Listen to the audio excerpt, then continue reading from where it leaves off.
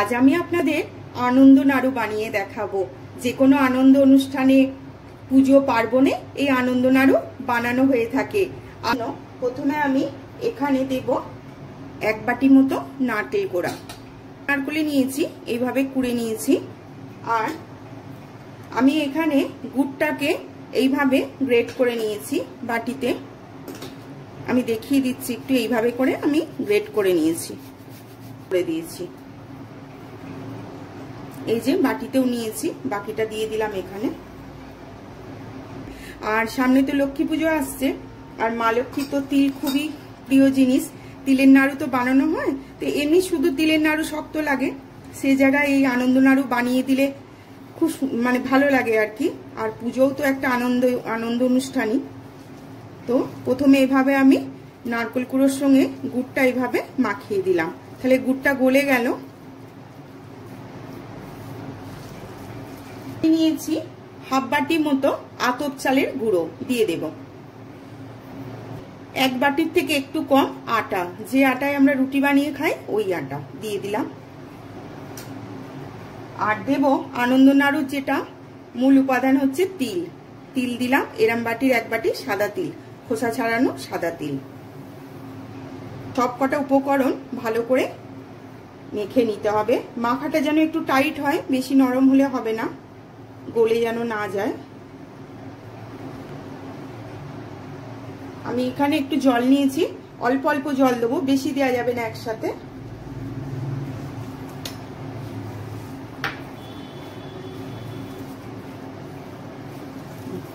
আর জল দেওয়াই যাবে না। দেখুন এভাবে করে মেখে নিয়েছি পুরোটা।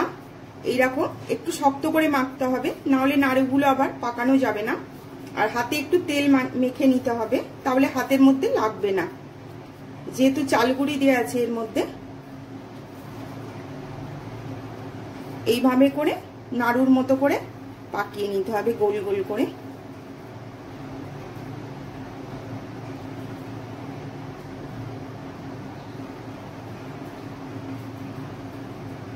এই যে এইভাবে করে আমার সবকটা আনন্দ নাড়ু এভাবে আমি পাকিয়ে নিয়েছি।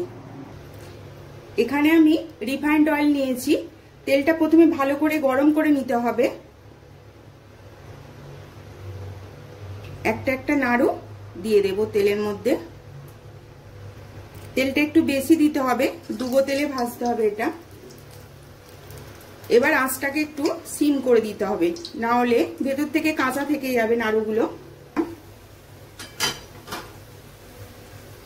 এইভাবে করে একটু ঘুরিয়ে নেব তেলটা,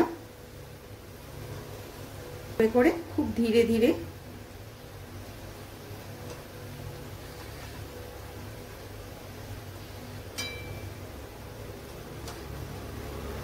এই যে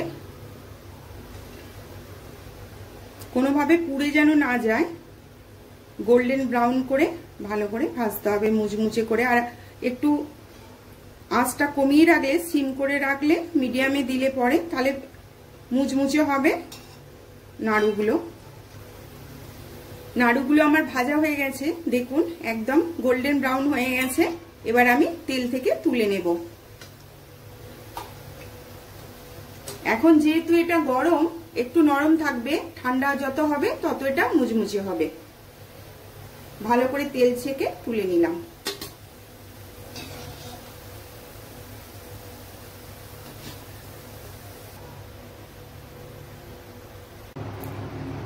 তাহলে বন্ধুরা, আমার আনন্দ নাড়ু বানিয়ে রেডি। কতটা মুচমুচে হয়েছে দেখুন, আওয়াজ শুনেই বুঝতে পারছেন। যত ঠান্ডা হবে তত এটা খেতে মুচমুচে হবে। একটা ভেঙে দেখাচ্ছি, দেখুন ভেতর থেকে কতটা সুন্দর হয়েছে নাড়ুটা। উপর থেকে একদম খাস্তা, আর ভেতর থেকে এত সুন্দর হয়েছে। তাহলে বন্ধুরা, সামনে লক্ষ্মী পুজোয় আপনারাও সকলে মিলে আনন্দ করে আনন্দ নাড়ু বানিয়ে খান। আর যদি আমার এই রেসিপিটি ভালো লাগে তাহলে অতি অবশ্যই একটি লাইক করবেন, কমেন্ট করে জানাবেন কেমন লাগলো। আর আমার চ্যানেল পাঁচমেশালির হেসেলকে সাবস্ক্রাইব করবেন আগামী দিনে আরো রান্নার রেসিপি দেখার জন্য। সকলে ভালো থাকবেন। নমস্কার।